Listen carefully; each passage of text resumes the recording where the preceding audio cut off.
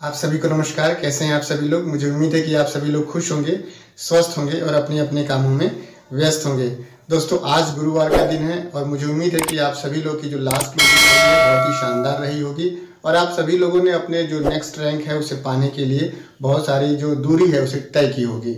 आज गुरुवार का दिन है और आज आप सभी लोग के कमेंट बॉक्स में पूछे गए सवालों के जवाब इस ट्यूटोरियल में दिए जाते हैं। तो ज़्यादा देर न करते हुए चलते हैं ट्यूटोरियल की तरफ और जानते हैं कि आपने क्या सवाल पूछे हैं और क्या उसके जवाब होने चाहिए। तो चलते हैं ट्यूटोरियल की तरफ, जानते हैं पूरे प्रोसेस को। उससे पहले मैं आप लोगों से रिक्वेस्ट करूंगा कि अगर आप लोग इस चैनल पर नए हैं तो प्लीज़ आप लोग इस चैनल को सब्सक्राइब कर लीजिएगा। अगर आप लोग को वीडियो पसंद आए तो उसे प्लीज़ लाइक कर दीजिएगा। कोई आपका मन में सवाल हो तो उसे कमेंट करिएगा। साथ ही साथ ये भी ज़रूर बताइएगा कि आप किस शहर से, किस लेवल पे, किस नाम के व्यक्ति इस ट्यूटोरियल को देख रहे हैं, क्योंकि इसको बताने से, इसको जानने से बहुत सारे ऐसे साथी जो नए हैं या जो पुराने हैं उन्हें भी मदद मिलती है जानने में और ये समझने में कि हमारे शहर में किस लेवल पे किस व्यक्ति, कौन सा व्यक्ति काम कर रहा है, जिससे कि काफ़ी मदद मिलती है बिज़नेस को डेवलप करने में। तो ज़्यादा देर न करते चलते ट्यूटोरियल की तरफ और जानते हैं आप मजा आएगा ना भिड़ो। तो दोस्तों, स्वागत है आप सभी लोग का आज के इस ट्यूटोरियल में। और दोस्तों, मैं बताना चाहूँगा कि सेप शॉप में बहुत सारे साथी काम करते हैं। काम करने के दौरान उनका जब कमीशन बनता है तो उसे व्यू तो कर सकते हैं, लेकिन व्यू करने के साथ साथ उसे ट्रैक नहीं कर सकते। ट्रैक करने का मतलब कि वो कितने रुपये का अमाउंट किस डेट में बना है, किस अकाउंट में, कौन से एड्रेस पे, कौन से बैंक कोड में क्रेडिट किस तारीख को हुआ है, ये सब कुछ नहीं पता कर पाते हैं। तो उसको जानने के लिए आप इस वाले ट्यूटोरियल को देख सकते हैं और देख करके पूरी और सही जानकारी ले सकते हैं। टीम में भी इसे शेयर कर सकते हैं कि अपने कमीशन को कैसे व्यू करने के साथ साथ ट्रैक कर सकते हैं। अब बात करते हैं आप सभी लोग के सवालों की। तो जो सबसे पहला जो सवाल पूछा है वो पूछा है मयंक MPYT करके एक साथी है। इस आईडी पे इस वाले ट्यूटोरियल के परिप्रेक्ष्य में सर ने पूछा है और सर कहते हैं कि एक घर से अगर 3 आईडी लगी हुई है और घर में काम करने वाला एक ही व्यक्ति है तो उससे कैसे चलाएं। तो मयंक जी, सबसे पहले मैं आपको बताना चाहूँगा कि जो आपने जिस प्रोसेस से आपने ज्वाइनिंग किया है या आपकी जो कंडीशन है या आपका जो स्टेटस है कि आप सिंगल अर्निंग पर्सन है और 2 आईडी आपने इस तरह से ले रखी है कि उस आईडी पे कोई काम करने वाला व्यक्ति नहीं है। उसी तरह से मेरे भी घर में ऐसा ही हुआ था शुरू में। और बहुत सारे लोग जो शुरुआत करते हैं, जो विजनरी लोग होते हैं, वो सिंगल आईडी पे काम करते हैं, 2 आईडी को ऐसे छोड़ के रखते हैं। तो अगर आप भी अपने घर में या आपके घर में कोई व्यक्ति काम कर रहा है, 2 आईडी पे काम नहीं हो रहा है तो कोई बात नहीं है, उसको नेक्स्ट किसी भी समय के लिए किसी भी व्यक्ति को आप ट्रांसफ़र कर सकते हैं जिनसे आपका ब्लड रिलेशन है और उस व्यक्ति को प्रेरित कर सकते हैं काम करने के लिए। या कभी भी आप भी उस आईडी पे काम कर सकते हैं जब आप पहली वाली आईडी पे सक्सेस हो जाए। ऐसा मैं आपको भी बता रहा हूँ और ऐसा इसलिए बता रहा हूँ क्योंकि मेरे भी घर में ऐसा ही प्रोसेस है। दूसरा जो सवाल पूछा है गुरुदेव कुमार करके एक आईडी है और इस वाले ट्यूटोरियल के परिप्रेक्ष्य में सर बातचीत कर रहे हैं और सर कह रहे हैं कि आप कहाँ से हो।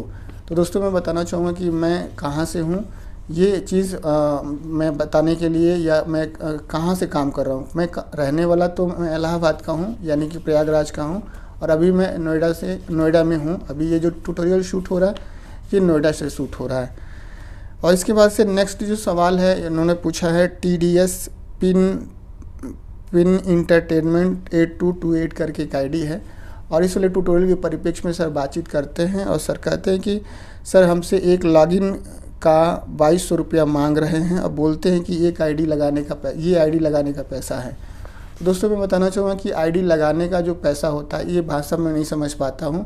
मुझे बस 2 ही चीज़ पता है, एक रजिस्ट्रेशन करना होता है ना, फॉर्म भरना होता है, और एक शॉपिंग करना होता है। आईडी लगाने का जो भाषा है या लैंग्वेज या जो टर्म है वो मुझे बिल्कुल समझ में नहीं आता। अगर आपसे फॉर्म केवल भराने के लिए 2200 रुपये ले रहा है व्यक्ति तो ये थोड़ा सा नॉन अंडरस्टूडेबल बात है। इस पर आप उनसे आर्गू कर सकते हैं। और अगर शॉपिंग करने के लिए आपसे 2200 रुपये ले रहे हैं तो वो भी समझने वाली बात है। किस फॉर्म में आपसे रजिस्ट्रेशन फॉर्म के लिए 2200 रुपये लिया जा रहा है या शॉपिंग कराने के लिए लिया जा रहा है, ये आप ज़रूर कमेंट बॉक्स में लिखिएगा, तभी मेरे को बात समझ में आईडी लगाने के लिए क्या है ये मुझे समझ में बिल्कुल नहीं आ रहा है। एक अनीता जी हैं और अनीता जी मैम हैं और इसलिए ट्यूटोरियल के बारे में बातचीत करती हैं और कहती हैं कि टारगेट जीतने पर एक निश्चित इनकम बताइए। तो अनीता जी, सबसे पहले तो आप देखिए, टारगेट जीतने वाला जो व्यक्ति होता है वो टारगेट जीतने के साथ साथ रैंक इनकम भी कंप्लीट करता है। टारगेट जीतने के साथ साथ वो अपना जो इनकम होता है, पेयर इनकम भी कंप्लीट करता है। तो पेयर इनकम, रैंक इनकम, उसके बाद से अगर वो ट्रिप कैंसिलेशन करता है, ठीक है, ये सारा जो अमाउंट होता है, तो ट्रिप कैंसिलेशन का जो अमाउंट होता है वो फिक्स होता है, ठीक है। जो आपका जो लेबल जो मैचिंग जो इनकम होती है, जो पेयर इनकम होती है, वो भी फिक्स होता है। लेकिन जो रैंक इनकम होती है ये कंपनी के टर्नओवर के हिसाब से घटती और बढ़ती है। जैसे फर्स्ट रैंक अगर किसी का कंप्लीट होता है तो किसी को 5,000 मिलते हैं, किसी को 6,000 मिलते हैं, कभी कभी 7,000 मिलते हैं, कभी कभी 8,000 भी मिले हैं।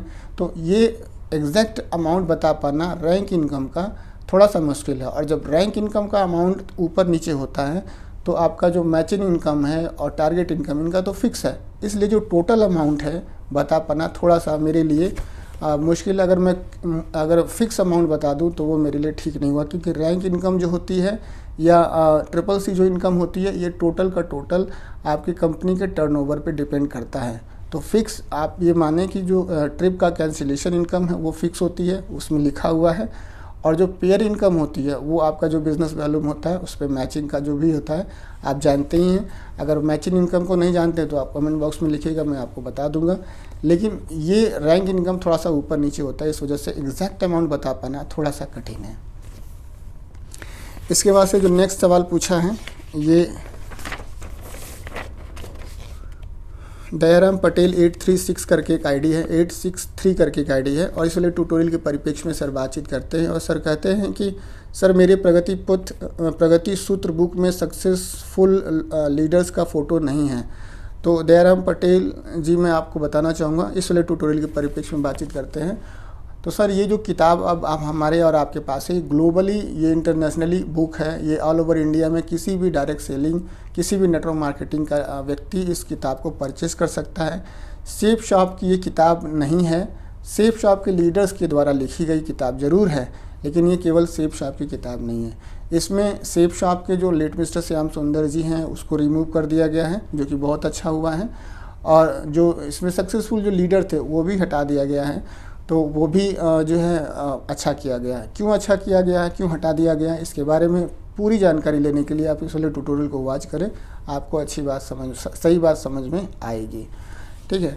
और इसके बाद से नेक्स्ट जो सवाल पूछा है वो रैंग ब्लॉग 2910 करके एक आईडी है, और इस वाले ट्यूटोरियल के परिप्रेक्ष्य में सर बातचीत करते हैं।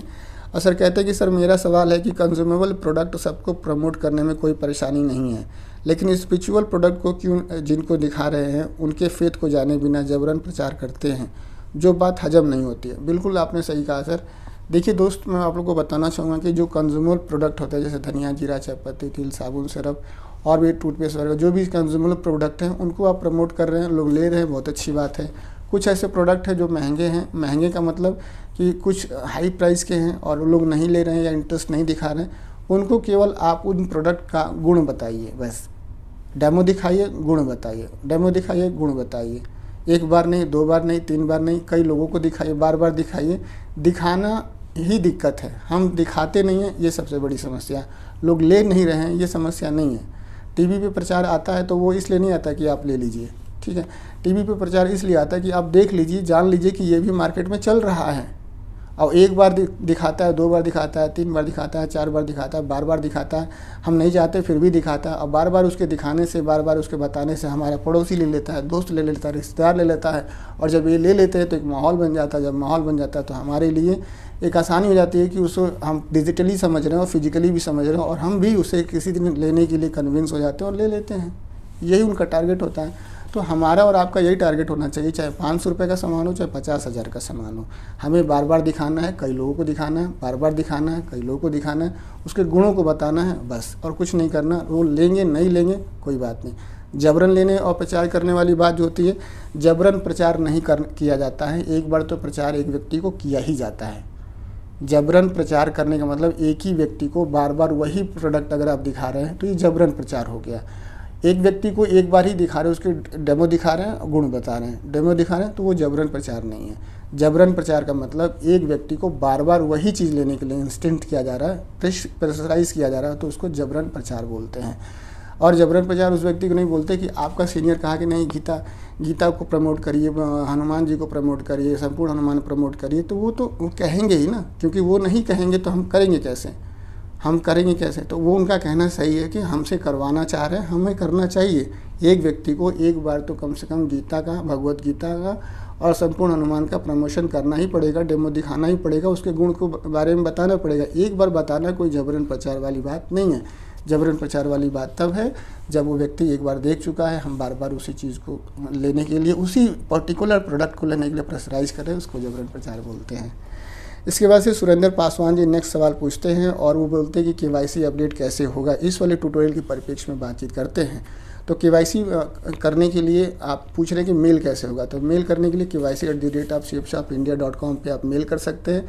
मेल करने के लिए आप जो है अपना लॉग ID, मोबाइल नंबर, अपना जो होता है वो वहाँ पे लिखे मेल में, कंपोज मेल में, अटैचमेंट में आप अपना पैन नंबर, अपना आधार नंबर, आधार कार्ड और पैन कार्ड, ठीक है, पैन कार्ड का फ्रंट का, आधार कार्ड का फ्रंट और बैक दोनों का अटैचमेंट लगाइए और KYC@safeshopindia.com में मेल कर दीजिए। सब्जेक्ट में सेंड KYC अपडेट का लिख दीजिएगा, मेल कर दीजिए।